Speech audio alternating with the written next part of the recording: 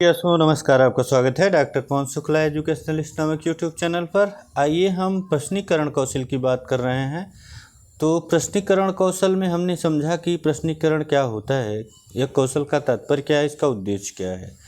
जिसमें हमने देखा कि प्रश्नीकरण कौशल का तात्पर्य है कि किस कौशल के द्वारा व्यवहारों की एक विशेष पैटर्न के द्वारा विद्यार्थियों को अपने प्रकरण की ओर प्रेरित किया जा सकता है, उनको अग्रसारित किया जा सकता है। उसके रूप में हमने प्रश्नों को समझा कि प्रश्नीकरण कौशल का कैसे उपयोग होता है।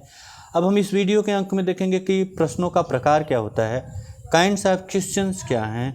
इनकी बात करें तो पाठ को विकसित करने के लिए जो विभिन्न स्तरों पर कौन कौन से प्रश्नों का प्रयोग करना चाहिए, इस दृष्टि से हम प्रश्नों को निम्नलिखित प्रकार से प्रस्तुत कर सकते हैं।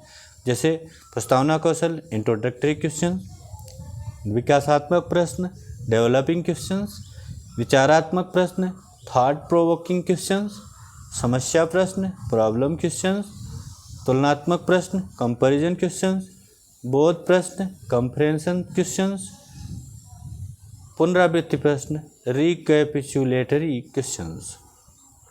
अब देखिए, ये तो आपके शिक्षण के संदर्भ में था कि जो आप प्रयोग कक्षा में करते हैं। इसके अलावा भी आप जानते हैं उत्तरों के आधार पर जो प्रश्न हैं उन्होंने निबंधात्मक जो बहुत बड़े होते हैं, जिनको एक निबंध के रूप में प्रस्तुत किया जाता है, जिनमें विवरण होता है पूरा किसी प्रकरण के संदर्भ में, उसको इससे टाइप क्वेश्चंस कहते हैं।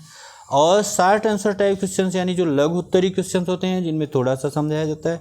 और वस्तुनिष्ठ प्रश्न होते हैं ऑब्जेक्टिव टाइप क्वेश्चंस, जिनमें 4 विकल्प दिए गए होते हैं। प्रश्नों के 4 विकल्प होते हैं, उनमें से एक उत्तर सही होता है, बाकी तीनों सही नहीं होते हैं। तो इस तरह से हम देखें तो जो अनुशीलन प्रश्न का स्वरूप क्या है, नेचर ऑफ प्रोबिंग क्वेश्चंस क्या होते हैं, इनकी बात करें तो आप इन प्रश्नों के वर्गीकरण को तो आप समझ ही चुके हैं। प्रस्तावना विकासात्मक को आप देखते हैं कि अनुशीलन प्रश्नों का स्वरूप क्या होता है। अनुशीलन प्रश्नों की सहायता से विद्यार्थियों की जो कल्पना, तर्क, चिंतन तथा निर्णय आदि की शक्तियों को विकसित किया जाता है, उनके मस्तिष्क को जागृत किया जाता है, विचारशील किया जाता है और क्रियाशील बनाया जाता है।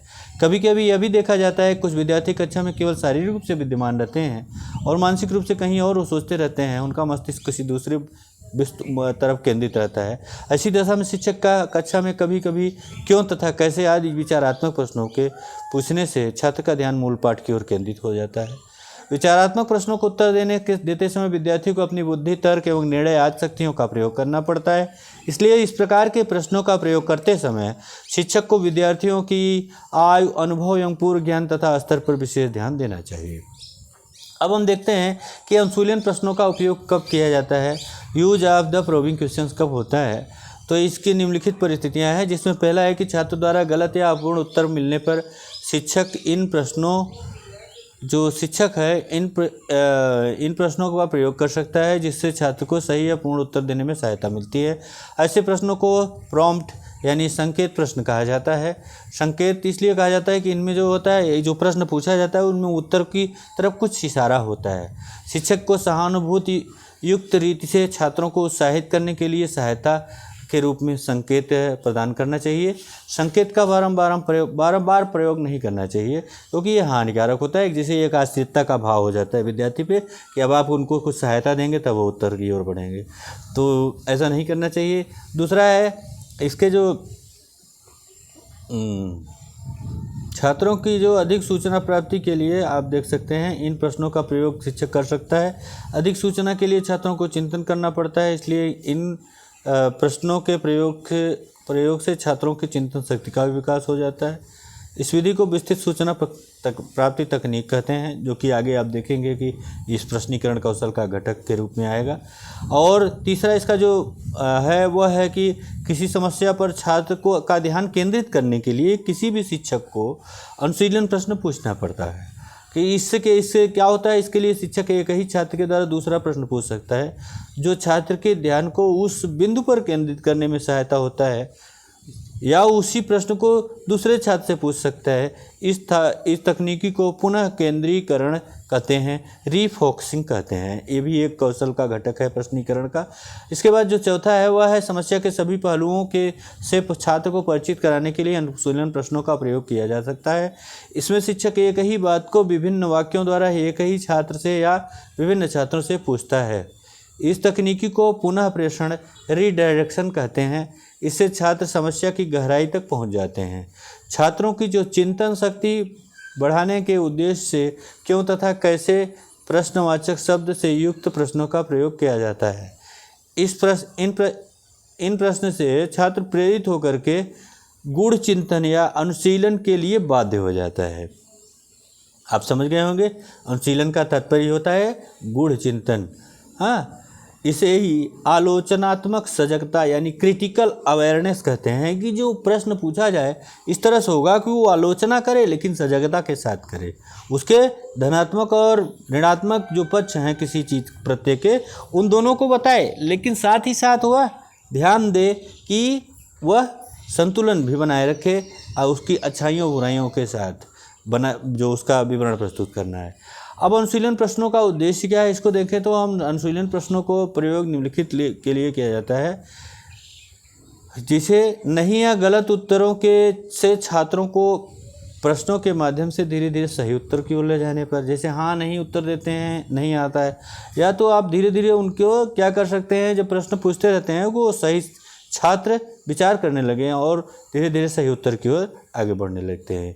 दूसरा है, छात्रों द्वारा किए गए उत्तरों को अधिक स्पष्ट करने के लिए जो विद्यार्थी ने उत्तर दिया है उसको और अधिक स्पष्ट करने के लिए अनुशीलन प्रश्न का उपयोग किया जाता है, जिसके द्वारा विद्यार्थी के द्वारा दिया गया उत्तर और विद्यार्थियों के समक्ष यानी पूरी कक्षा के समक्ष स्पष्ट रूप से प्रकट हो जाता है।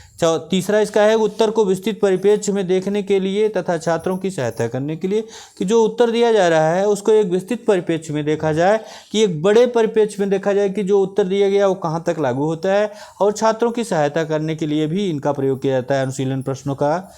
और चौथा है कि कक्षा परिचर्चा में छात्रों के अधिकतम सहभाग के लिए, जैसे जो परिचर्चा चल रही है उस परिचर्चा में छात्र अधिक से अधिक सहयोग करें, उसका उपयोग किया जाए। और पांचवा है, आलोचनात्मक सजगता बढ़ाने के लिए प्रश्नीकरण के द्वारा आलोचनात्मक सजगता को बढ़ाने में भी सहायता होती है। अब अनुशीलन प्रश्नों के प्रयोग की तकनीकी क्या है उसको देखते हैं आगे। तो इस तरह से हमने अनुशीलन प्रश्नों का प्रयोग कहाँ कहाँ किया जाता है और अनुशीलन प्रश्नों के उद्देश्य को समझा है। हम अगले वीडियो में देखेंगे अनुशीलन प्रश्नों के प्रयोग की तकनीकियाँ क्या हैं। यहाँ पर हमने जो ये आपके सामने प्रस्तुत किया है इसको आप समझ गए होंगे कि प्रस्तावना कौशल का मतलब होता है जब पाठ का प्रारंभ किया जाता है, आप इसको जानते ही हैं प्रस्तावना कौशल में। विकासात्मक प्रश्न का मतलब होता है जब कोई पाठ प्रस्तुत कर दिया गया, जैसे जब आपने ये कह दिया उद्देश्य कथन आपने कर दिया तो उसके बाद आप इसका पाठ जो मूल पाठ की ओर बढ़ते हैं तो आप विकासात्मक प्रश्नों का प्रयोग किया जाता है।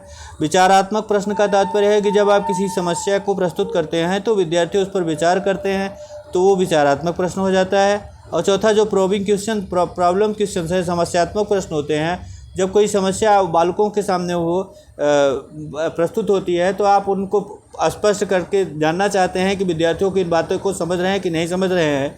विद्यार्थी इन बातों को अगर नहीं समझ रहे हैं तो आप प्रश्न के द्वारा पूछ करके उनको जान सकते हैं कि समस्या है कि नहीं है।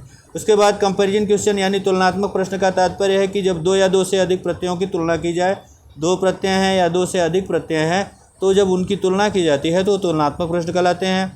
बोध क्वेश्चन कंप्रेहेंसिव क्वेश्चन का मतलब होता है कि बालक से ये जानकारी आप प्राप्त करना चाहते हैं कि बालक अधिगमकर्ता ने आपके प्रत्यय को समझा है या नहीं समझा है। और पुनरावृत्त प्रश्न का मूल उद्देश्य होता है कि जिससे कि जो बातें समझी गई है उनको मतलब थोड़ा सा अस्थायित्व प्रदान किया जाए, जिससे वो जल्दी भूलने में न हो जाएं कि भूल जाएं, तो वो पुनरावृत्ति प्रश्न होते हैं।